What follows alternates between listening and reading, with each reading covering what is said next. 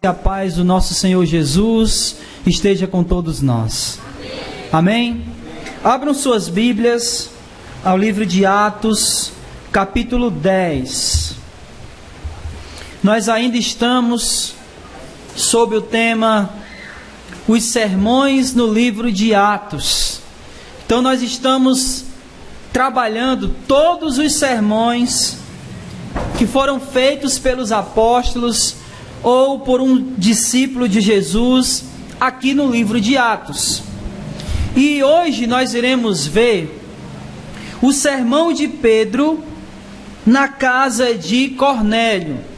Então, Atos capítulo 10, a partir do versículo 34.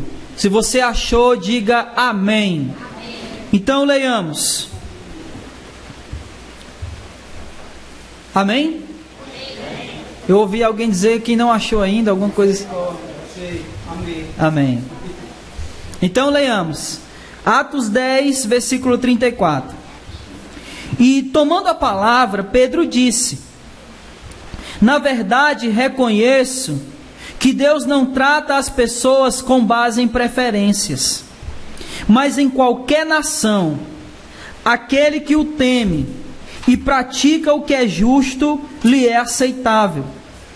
Ele enviou a palavra aos israelitas, anunciando o evangelho da paz por meio de Jesus Cristo. Este é o Senhor de todos. Essa palavra, vós bem sabeis, foi proclamada por toda a Judeia, começando pela Galácia, pela Galileia, depois do batismo que João pregou. E diz respeito a Jesus de Nazaré, como Deus o ungiu com o Espírito Santo e com poder. Ele andou por toda parte, fazendo o bem e curando todos os oprimidos pelo diabo, porque Deus era com ele. E somos testemunhas de tudo quanto ele fez, tanto na terra dos judeus como em Jerusalém, mas eles o mataram, pendurando-o no madeiro. Deus o ressuscitou ao terceiro dia e lhe concedeu que se manifestasse não a todo o povo, mas às testemunhas predeterminadas por Deus, a nós que comemos e bebemos com ele, depois que ressuscitou dentre os mortos. Ele nos ordenou que pregássemos ao povo e testemunhássemos que por Deus ele foi constituído juiz dos vivos e dos mortos. Todos os profetas dão sobre ele testemunho de que, por meio do seu sangue, todo o que nele crê receberá o perdão dos pecados. Amém? Vamos orar. Senhor nosso Deus e Pai, nós te damos graça pelo teu amor, pela tua bondade e misericórdia. Nós rogamos, Senhor, a tua iluminação, a iluminação do teu Santo Espírito. Nós já cantamos ao teu nome, nós participamos da Santa Ceia do Senhor, nós ofertamos a ti, Senhor, com toda a alegria no nosso coração, e nesse momento nós clamamos a ti, que fale aos nossos corações, que a tua palavra penetre o mais profundo do nosso ser.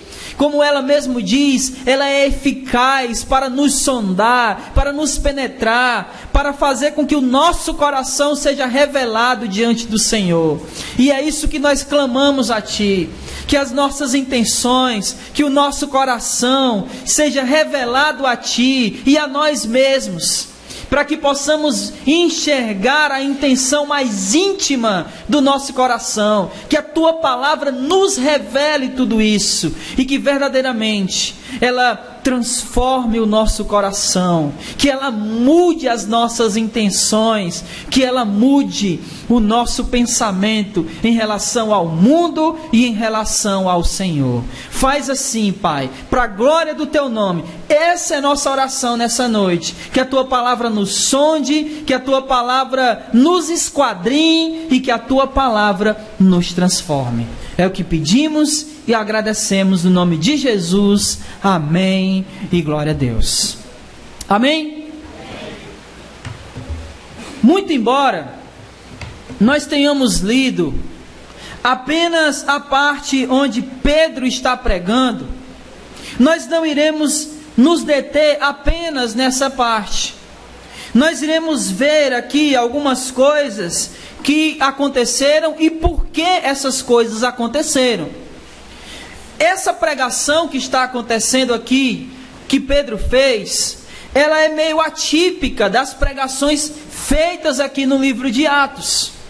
Porque praticamente todas as pregações descritas aqui no livro de Atos, elas são feitas para multidões. Primeiro em Atos capítulo 2, quando Pedro ele prega lá ao povo. Depois em Atos capítulo 3, onde Pedro está pregando dentro do Sinédrio. E ele vem todas essas pregações para uma multidão de pessoas. Depois em Atos capítulo 7, Estevão também pregando para pessoas, para muitas pessoas. E depois que ele prega, ele é apedrejado. Mas aqui em Atos capítulo 10, Pedro está fazendo um sermão. Mas ele não está pregando para uma multidão de pessoas. Pedro está pregando para uma família. Pedro está pregando para um grupo de pessoas dentro de uma casa, que era a família de Cornélio. Cornélio era um homem que era temente a Deus. Ele era um homem que temia a Deus. Dê uma olhada comigo no versículo 2 do capítulo 10. Olha o que tem escrito aí a respeito de Cornélio. Esse homem era piedoso, temente a Deus, com toda a sua casa. Dava muitas esmolas ao povo e continuamente orava a Deus. Então essa era a figura de Cornélio. Mas Pedro, para ir pregar na casa de Cornélio, preste atenção que isso é importantíssimo. Para que Pedro fosse pregar para Cornélio, foi necessário que Deus desse a Pedro uma visão. Pedro teve uma visão. Ele viu um lençol descendo do céu, e nesse lençol todo tipo de animal de quatro patas e aves, mas só aqueles animais que eram considerados impuros pelos judeus. Ele viu todos esses tipos de animais. Dê uma olhada aí no versículo 11. Ele viu o céu aberto e um objeto descendo como se fosse um grande lençol, baixado pelas quatro pontas sobre a terra. Nele havia todo tipo de quadrúpedes, animais que rastejam pela terra e aves do céu. Então, quando Pedro teve essa visão, ele ouviu uma voz, e a voz dizia: olha, mata e come. Só que eram animais impuros. E ele disse: não, jamais entrou na minha boca nada que fosse impuro. Aí olha aí o que diz o versículo 15. Pela segunda vez lhe falou a voz: não chames impuro ou profano o que Deus purificou. Então Pedro teve essa visão e, na verdade, ele nem entendeu direito o que ele havia visto. Olha só, versículo 19. Pedro ainda estava meditando sobre a visão, quando o Espírito lhe disse: 2 homens te procuram. Então o que aconteceu foi o seguinte: Cornélio era um homem temente a Deus, e um anjo apareceu para Cornélio e disse: olha, vai na casa do Simão curtidor, porque Pedro está hospedado lá. Manda chamar Pedro, e ele vai dizer para ti tudo o que tu tem que dizer, o que tu tem que fazer. Então Cornélio fez conforme o anjo ordenou para ele, e Pedro teve essa visão. Então ele, ainda meditando a respeito do que era aquilo, do significado dessa visão, os homens bateram na porta da casa onde ele estava hospedado e mandaram chamar ele. Disseram: olha, é aqui que Pedro está. E aí Pedro desceu, porque ele tinha subido na parte de cima da casa para orar. E ele foi nessa oração que ele teve essa visão. E ele disse: olha, eu sou aquele que vocês procuram. E aí ele é levado para a casa de Cornélio. Só que até então ele não havia entendido a visão. Aonde Pedro estava indo era na casa de uma pessoa que os judeus chamavam de gentios. Qual era a nacionalidade de Cornélio? Provavelmente Cornélio era um romano. Como é que a gente sabe que ele era romano? Porque ele era um centurião. Então ele só poderia ser centurião se ele fosse um cidadão romano. Então os judeus, eles classificavam, vamos dizer assim, a humanidade em dois grupos: os judeus e os gentios. Os samaritanos eram judeus que haviam se misturado com outros povos. Então eles eram judeus mestiços. Se os judeus não consideravam os samaritanos puros, imagine como é que eles consideravam os gentios. Consideravam os gentios o quê? Impuros. Então esse foi o motivo pelo qual Pedro teve a visão. Deus dizendo para ele: olha, não considere impuro aquilo que eu purifiquei. E como é que Pedro sabia ou ia ter a certeza de que os gentios iriam ser santificados ou purificados? Só havia uma maneira de santificar eles: era se Deus derramasse sobre eles o quê? O Espírito. Por isso, depois do versículo 43, depois que Pedro termina, olha o versículo 44. Estão vendo aí? Enquanto Pedro dizia essas coisas, o Espírito Santo desceu sobre todos os que ouviam a palavra. Então, esse é o cenário. Esse é o acontecimento. O centurião Cornélio manda chamar Pedro. Antes de ir, ele tem essa visão, Deus dizendo: olha, não considere impuro aquilo que eu santifiquei. Pedro chega lá, prega o evangelho para eles. E depois que ele termina de pregar, o Espírito Santo desce sobre eles. E aí Pedro, eu acho que no versículo 45, diz o seguinte: os crentes que eram da circuncisão, ou seja, judeus, todos os que tinham vindo com Pedro, admiraram-se de que o dom do Espírito Santo também fosse derramado sobre os gentios, porque os ouvia falar em línguas e engrandecer a Deus. Então Pedro disse: será que alguém lhes pode recusar água para que sejam batizados? Estes que, como nós também, receberam o Espírito Santo? E ordenou que fossem batizados em nome de Jesus Cristo. Então lhes suplicaram que ficasse com eles durante alguns dias. Amém? Amém. Todo mundo entendeu esse acontecido, né? Pedro foi lá, pregou, o Espírito batizou ele, desceu sobre eles, e eles ficaram santificados, purificados, e depois eles foram batizados nas águas em nome de Jesus. Esse acontecimento, e consequentemente tudo isso que a gente viu, nos remete a refletir algumas coisas.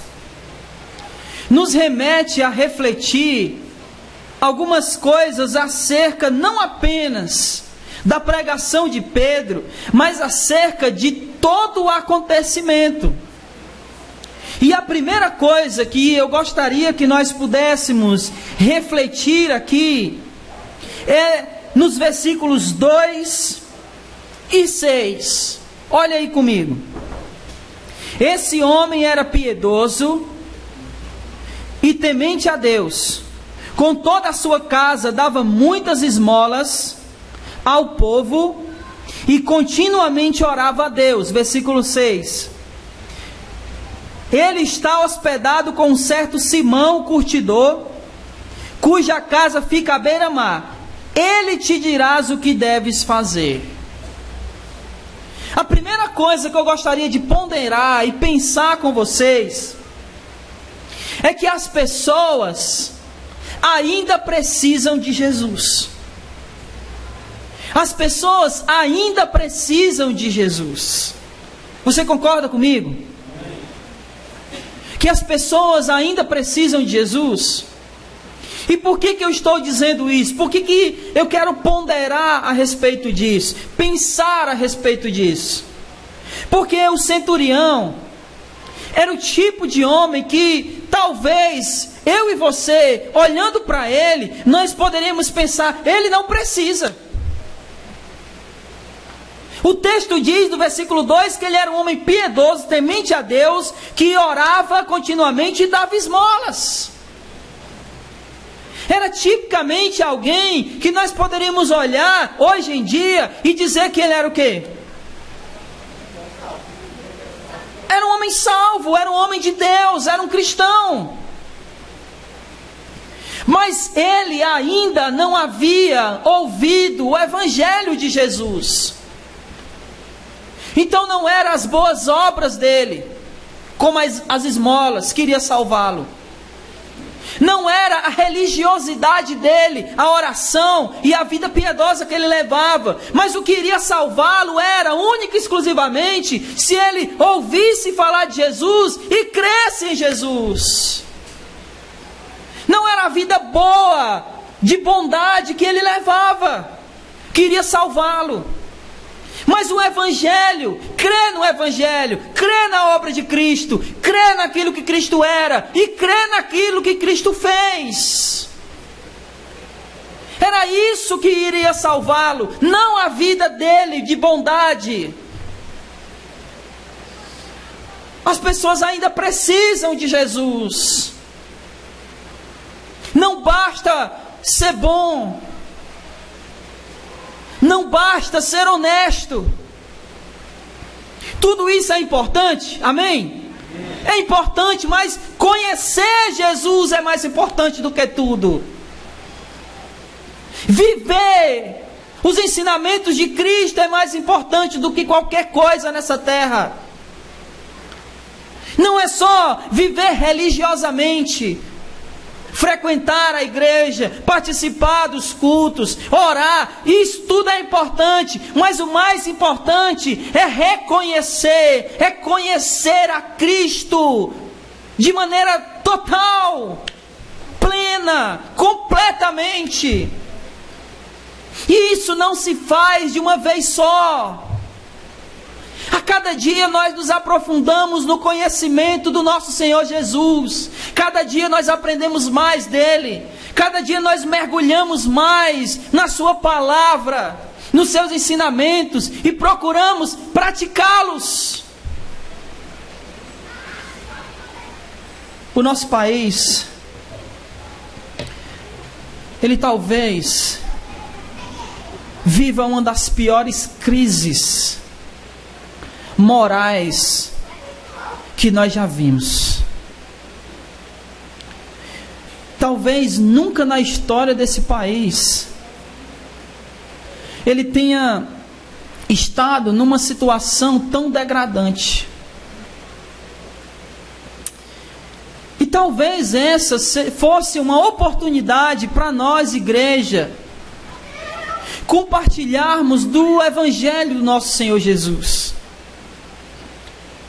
Porém, hoje em dia, até mesmo a igreja tem entrado em descrédito.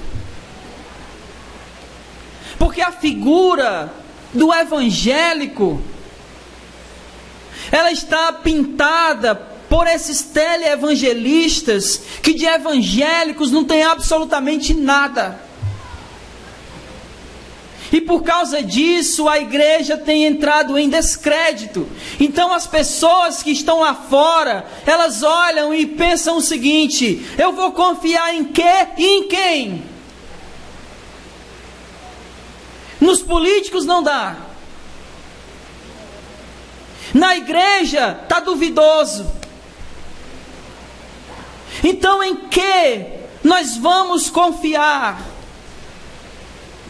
E talvez nós temos culpa disso. Porque o nosso viver não tem sido digno daquilo que a gente diz crer. E talvez a gente tenha vivido a nossa vida confiando que, olha, eu venho no culto todo domingo. Eu venho no culto todas as quartas. E como se essas coisas nos levassem a não depender mais de Jesus. Vocês estão me entendendo? Nós ainda dependemos de Jesus. E nós precisamos mostrar para essas pessoas que elas dependem de Jesus. Que o que vai mudar essa realidade do nosso país não é político A, B ou C. O que vai mudar essa crise moral do nosso país é se esse país se render ao senhorio de Jesus. É mudar essa mentalidade egoísta que permeia a nossa sociedade, onde só pensamos em nós mesmos. O problema é que a igreja está encharcada com essa realidade. A igreja está encharcada com esse pensamento da sociedade, que é cada um por si e Deus por todos. E é justamente para mudar essa realidade que nós precisamos de Jesus. Porque só Ele pode mudar isso. Nós queremos um país onde as pessoas são honestas. Sim ou não? Só Jesus pode mudar essa situação. A situação a qual o nosso país chegou, de profunda degradação moral, só Jesus. Tem um chavão evangélico, né, que diz só Jesus na causa. Vocês já ouviram isso, né? Mas esse chavão se encaixa perfeitamente aqui agora. Ou melhor, aqui na realidade do nosso país. As pessoas ainda precisam de Jesus. A pergunta que nós precisamos fazer para nós mesmos, que você precisa fazer para você mesmo é: eu acredito nisso? Eu acredito que as pessoas ainda precisam de Jesus? Essa é uma pergunta que você precisa fazer para você. E talvez você esteja olhando para mim dizendo assim: mas que pergunta besta. É claro que eu acredito que as pessoas ainda precisam de Jesus. Mas se você acredita que as pessoas ainda precisam de Jesus, o que você tem feito para mudar isso? Para fazer as pessoas saberem que elas precisam de Jesus. O que nós temos feito? Porque se nós acreditamos que as pessoas precisam de Jesus, nós temos que falar dele para elas. Porque o crer, ele vem acompanhado do fazer. Então, se eu digo que acredito que as pessoas precisam de Jesus, eu tenho que anunciar Jesus para elas. Porque se eu não fizer isso, é a mesma coisa de eu estar dizendo que eu não acredito que elas precisam dele.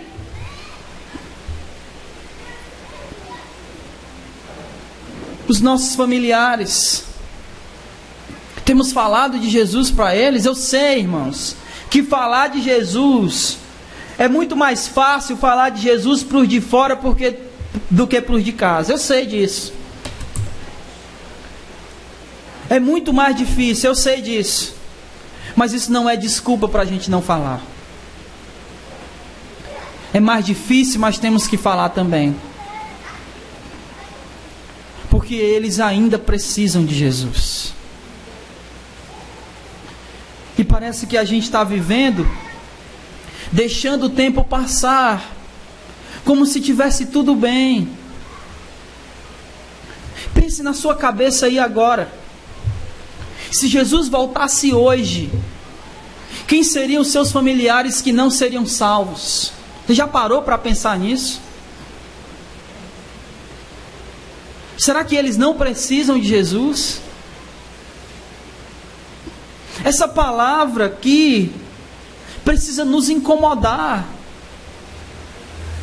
Porque nós estamos vivendo a nossa vida, o nosso dia a dia, o nosso cotidiano de uma maneira tão assim, como o ditado popular, né? Empurrando com a barriga. Como se Jesus não tivesse as portas, esperando sei lá o que. A gente vem na igreja e está tudo bem, a gente vem, e daí? A gente realmente tem vivido como cristãos, ou a gente tem achado que a vida cristã é só vir aqui? O que eu faço fora daqui, tanto faz como tanto fez. Falar de Jesus, não, deixe isso aí lá para as pessoas da igreja, para os líderes, para os pastores, deixa para eles é que têm essa responsabilidade. Será que realmente a gente acredita que as pessoas ainda precisam de Jesus? Pensem nisso. Meditem nisso. E talvez aquelas pessoas, irmãos, que a gente menos acha que precisa, são aquelas que mais precisam. Talvez se nós olhássemos para esse homem, nós diríamos que ele não precisava. Mas ele precisava. E se ele que vivia uma vida piedosa e temia a Deus precisava, imagine quem não vive assim. Imagine quantos têm estado necessitados desse Deus, que precisam ouvir a respeito desse Jesus, que liberta, que salva, que sara, que cura, que muda. Paulo disse que o Evangelho é poderoso, é poder de Deus para a salvação. Às vezes parece que a gente não crê nisso. A gente olha para um drogado e diz, pregar para ele, para quê? A gente olha para um homem que vive adulterando a mulher e diz, esse aí não tem mais jeito. Será que a gente está acreditando no poder de Deus? No poder do Evangelho, no poder da sua palavra? O que nós estamos pensando sobre tudo isso? As pessoas ainda precisam de Jesus. E nós precisamos colocar isso em nosso coração. Elas precisam. E sabe o que é que isso significa? Significa dizer que aonde quer que eu esteja, eu preciso falar a respeito de Jesus.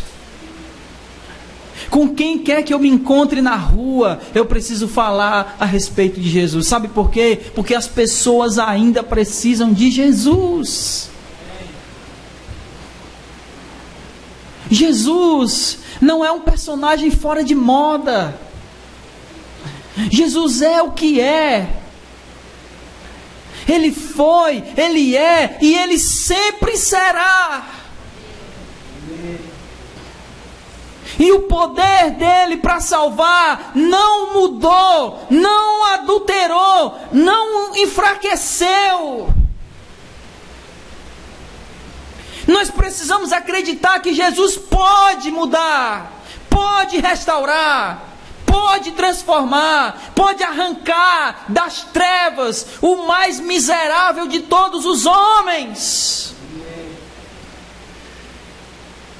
E eu creio nisso, sabe por quê? Porque Ele fez isso comigo.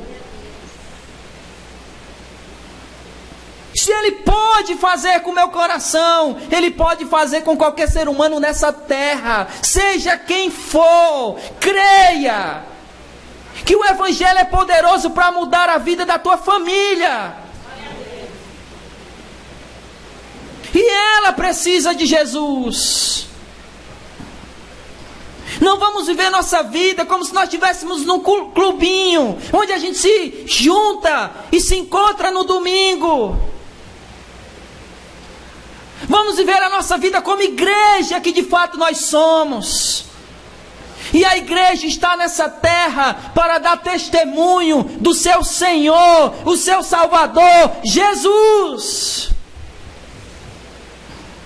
Com todo o poder, autoridade, intrepidez, sem nos envergonhar, mas dizendo: olha, é Jesus que muda mesmo, é Jesus que salva mesmo. Não há outra esperança nessa terra, não há outra esperança para essa nação. A única esperança para essa nossa nação é que ela dobre os joelhos diante do nosso Senhor. Nós olhamos para aquela Brasília, para aquele Congresso Nacional, e a única coisa que passa na nossa mente, no nosso coração é: aquilo não tem jeito. Mas essa nossa mentalidade precisa mudar. A mentalidade é: se Jesus converter, ainda há jeito.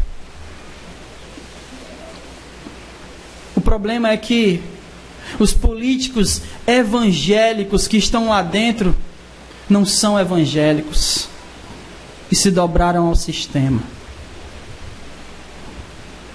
Mas Jesus, Ele pode, irmãos. E eu queria que você pensasse, saísse daqui pensando nisso. As pessoas ainda precisam de Jesus. Em segundo lugar, vamos olhar os versículos 34 e 35, onde Pedro diz o seguinte: mas em qualquer nação, ou melhor, versículo 34, e tomando a palavra, Pedro disse: na verdade reconheço que Deus não trata as pessoas com base em preferências, mas em qualquer nação, aquele que o teme e pratica o que é justo, lhe é aceitável. Eu queria que você saísse daqui pensando a seguinte coisa: o Evangelho é para todos. Deus não faz acepção de pessoas. Nós temos que anunciar as boas novas para todas as pessoas. Nós queremos às vezes ser seletivo. Nós queremos tentar decidir quem recebe o Evangelho e quem não. Às vezes a gente olha para as pessoas e fica pensando: esse aqui vai aceitar, esse aqui não vai. Então, já que esse aqui não vai, eu não vou pregar para ele. O Evangelho é para todos. Amém? Amém. O Evangelho é para todos. Quando nós anunciamos o Evangelho, o que tem que estar em nossa mente é a parábola do semeador. Nós não sabemos que terreno será fértil. A nossa missão, o nosso objetivo, o nosso propósito é lançar a semente, é pregar, é anunciar. Se ela vai germinar ou não, não é trabalho nosso, é trabalho do Espírito Santo de Deus. Nós não conhecemos os corações, Ele conhece os corações. O Evangelho é para todos. Nunca, jamais deixe esse pensamento entrar na sua mente. Esse aí não tem mais jeito. Nunca deixe esse pensamento passar na sua cabeça. Porque o Evangelho é poderoso para mudar quem quer que seja. Qualquer pessoa, do drogado ao cachaceiro, da garota de programa ao homossexual, o Evangelho é poderoso para transformar a vida do ser humano. Por isso nós não podemos medir a quem pregaremos, ou escolher para quem pregar. Mesmo que na nossa mente passe a ideia de que esse daí nunca vai se converter a Jesus. Disseram isso a meu respeito. E a pessoa disse para mim que, é claro que ele disse depois que eu fui convertido, mas ele disse para mim: olha, você era a pessoa que eu dizia, que eu olhava para o seu pai e dizia assim: o Nacelli vai ter que se conformar, porque esse aí já foi, não dá mais, não tem jeito. Esse aí, nem Deus. Por isso que eu estou dizendo, irmãos, porque eu sei quem eu fui. E se Deus transformou o meu coração, Ele pode mudar quem quer que seja. Paulo diz: dos pecadores, eu sou o principal. E sabe por que Paulo dizia isso? Porque ele se conhecia. Ele mais do que ninguém sabia o que ele já tinha feito. Ele mais do que ninguém sabia o que ele era. Os pensamentos que passavam na mente e no coração de Paulo, só Paulo e Deus sabiam. E ele foi convertido ao Senhor. Olha, Paulo perseguiu, matou, prendeu, bateu nos cristãos. E Deus foi lá e humilhou Paulo, botou ele de joelhos, fez ele ficar cego e reconhecer que só o poder de Deus pode transformar o homem. Então não cabe a nós decidir quem vai ouvir e quem não vai. Cabe a nós anunciarmos o Evangelho, porque o Evangelho é para todos. Em primeiro lugar, as pessoas ainda precisam de Jesus. Em segundo lugar, o Evangelho é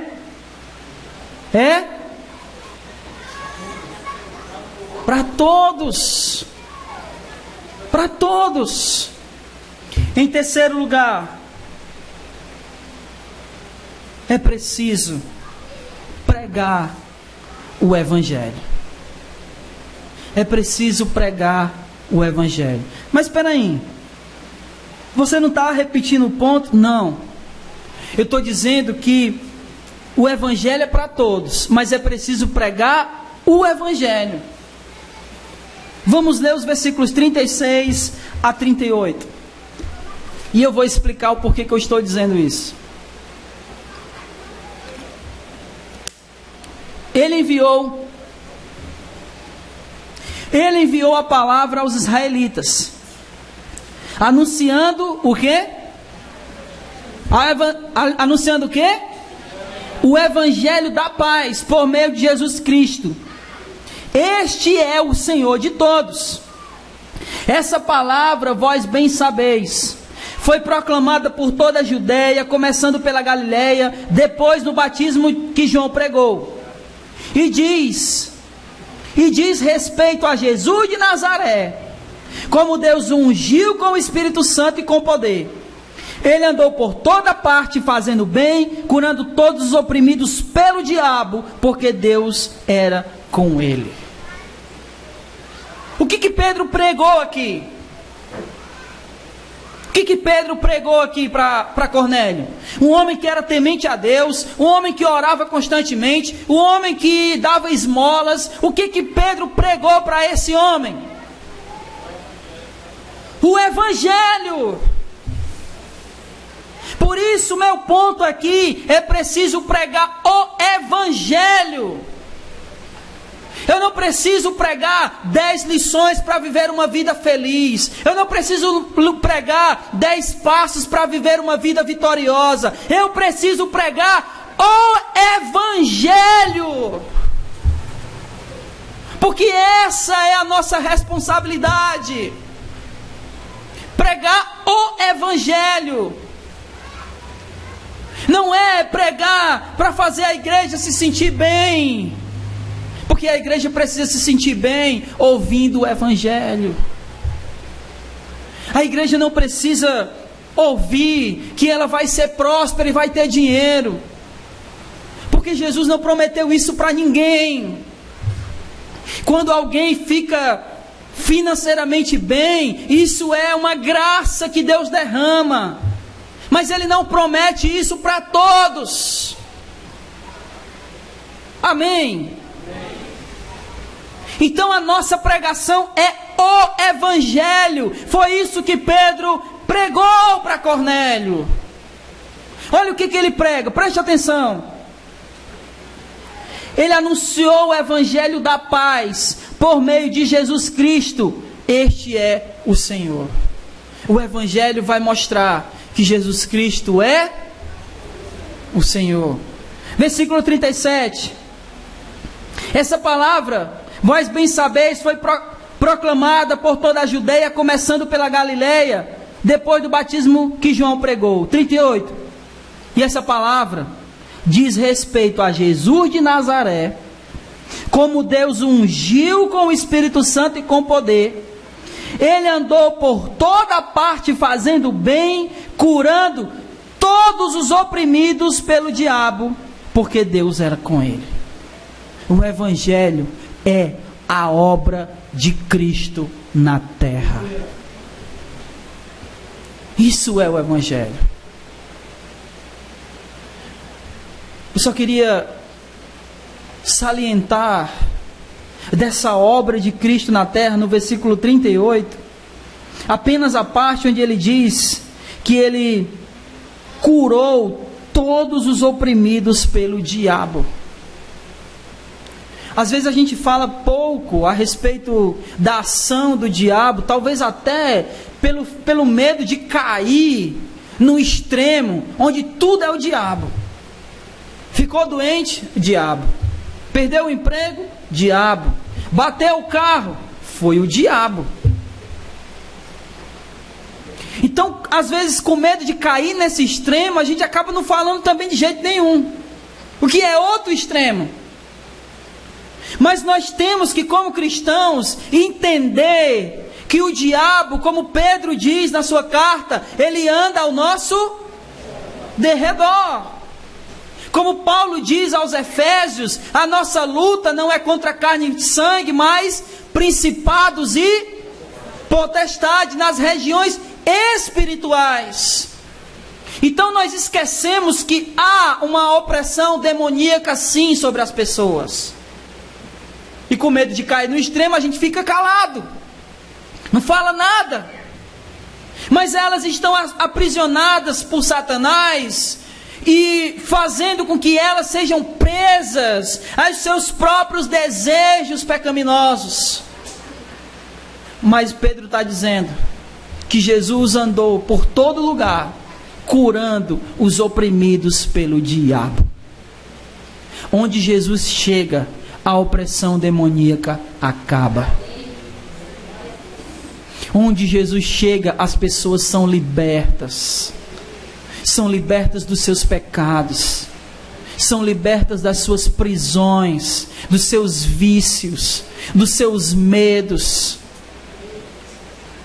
E elas passam a viver a paz. Lembra? O Evangelho da paz.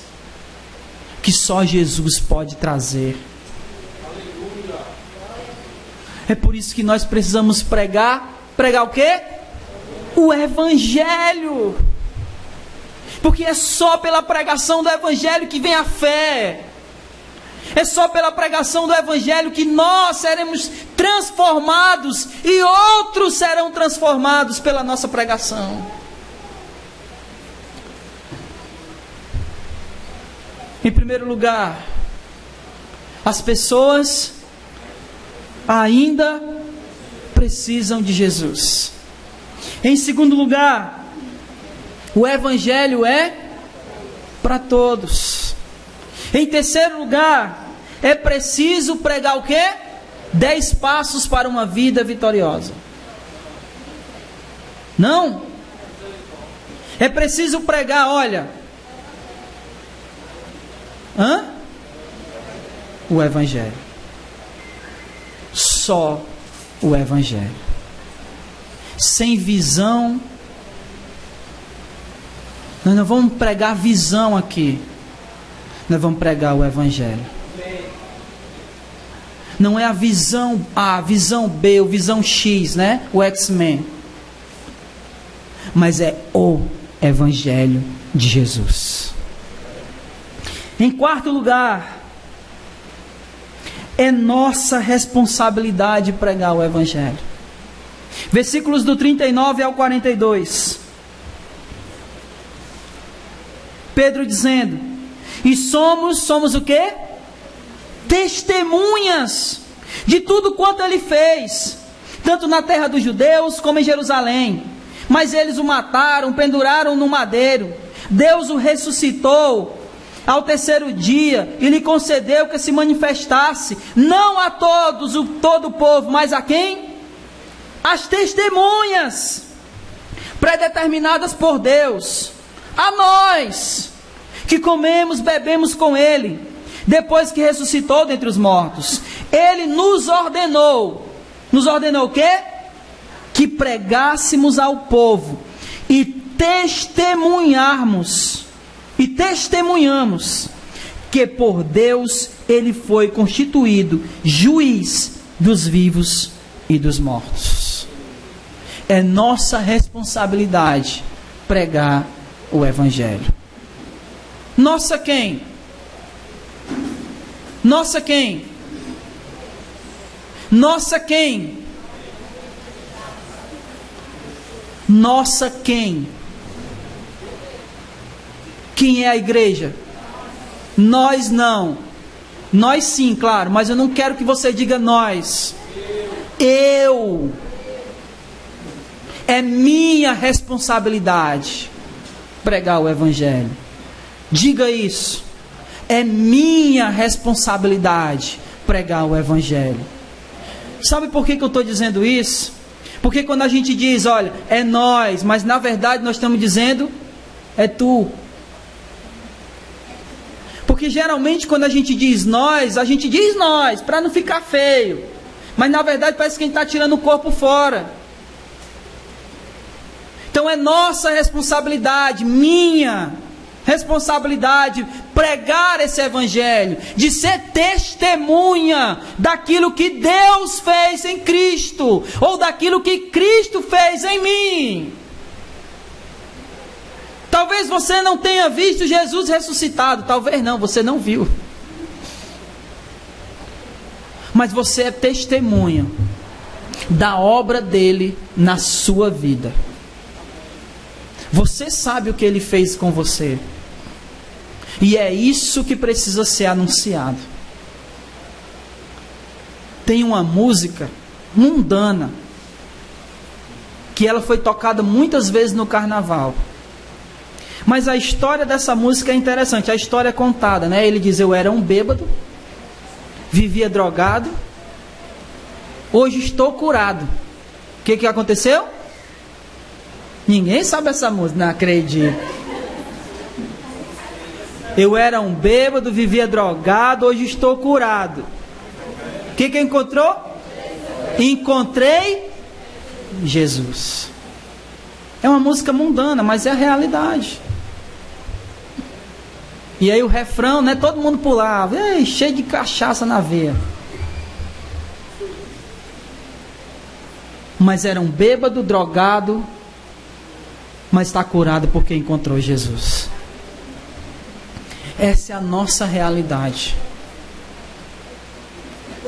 Essa é a nossa realidade. E é isso que precisamos anunciar e testemunhar.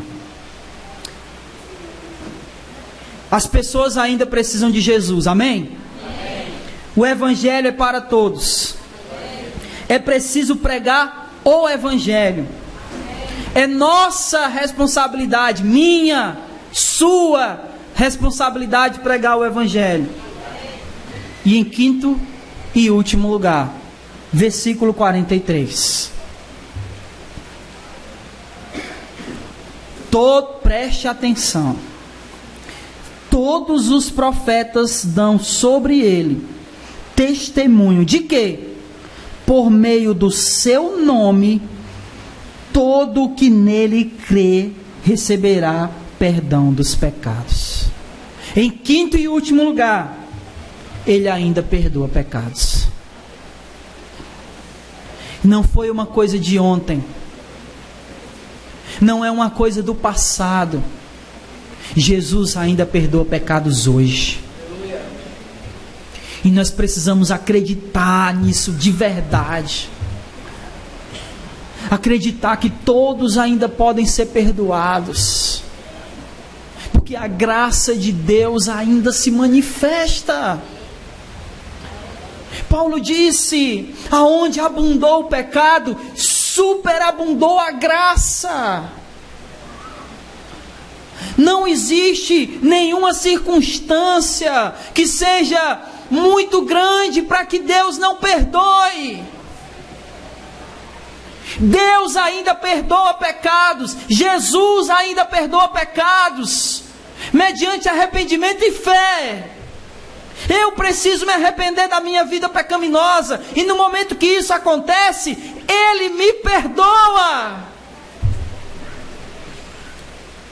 João, na sua carta, ele diz: se confessarmos os nossos pecados a Deus, Ele é fiel e justo para nos perdoar de todos os nossos pecados e nos purificar de toda injustiça. Ele ainda perdoa pecados. Não há ser humano nessa terra que, quando se rende a Jesus, Ele não abrace e Ele não perdoe. Toda a obra de Cristo foi baseada em perdão. Toda a obra de Cristo foi baseada em misericórdia. Os fariseus trouxeram, João capítulo 8, os fariseus trouxeram uma mulher adúltera, que tinha sido flagrada traindo o marido. E aí eles jogaram ela aos pés de Jesus e disseram: olha, na lei de Moisés está escrito que ela precisa ser apedrejada. E tu o que dizes? Aí Jesus disse: aquele que não tiver pecado, atire a primeira pedra.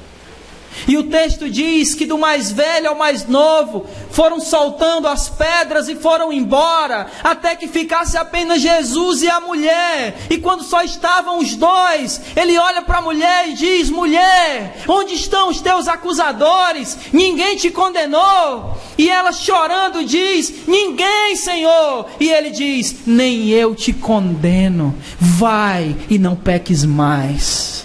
Ele ainda perdoa pecados.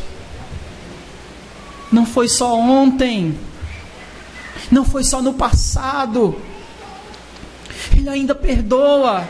Ele pode perdoar os teus filhos, Ele pode perdoar marido, Ele pode perdoar esposa, Ele pode perdoar irmãos, Ele pode perdoar teus familiares, Ele pode perdoar qualquer coisa e qualquer pessoa, porque Ele ainda perdoa. Nós temos que acreditar nisso, porque parece que a gente vive como se Ele não perdoasse mais. Eu ouvi recentemente alguém dizendo o seguinte: quando nós pecamos, Qual é a primeira coisa que a gente faz? Quando a gente tem a consciência de que cometeu um pecado, qual é a primeira coisa que a gente faz?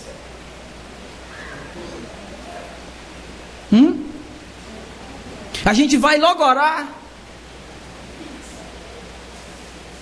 O que a gente faz? A gente faz a mesma coisa que Adão e Eva fez. O que é que a gente faz? A gente se esconde. Quando a nossa atitude seria ir na presença dele e confessar, porque na verdade ele está vendo. E aí alguém disse recentemente o seguinte, que quando a gente comete pecado e não vai diretamente para Deus pedir perdão, nós não entendemos a graça. Porque a nossa atitude é o seguinte: eu pequei, então vou esperar me corrigir para ir lá. Como se corrige? Só Ele nos corrige. Só Ele nos perdoa. Então a nossa atitude quando cometemos pecados deve ser lembrar da graça e nos colocar diante dEle com o coração quebrantado e arrependido, pedindo perdão, e Ele nos perdoará. Sabe por quê? Porque Ele ainda perdoa pecados. É isso, irmãos. É isso que eu gostaria que nós, como igreja, pudéssemos lembrar. Que isso fosse algo que nos acompanhasse no nosso dia a dia. Porque, como eu já falei, nós não somos um clubinho onde a gente se reúne no domingo. A gente é o povo de Deus. Vocês creem assim? Nós somos o povo de Deus. E se nós somos esse povo, nós precisamos crer de todo o coração em tudo isso. E viver isso, e praticar isso. E praticar o quê? Que as pessoas ainda precisam de Jesus. Que o Evangelho é para todos. Que nós precisamos pregar o Evangelho. Que é nossa responsabilidade pregar o Evangelho. E que Jesus ainda perdoa pecados. É isso que precisa estar no nosso coração todo dia. E nós não podemos deixar de anunciar aquilo que Ele fez por nós. Que o nosso Senhor Jesus nos abençoe.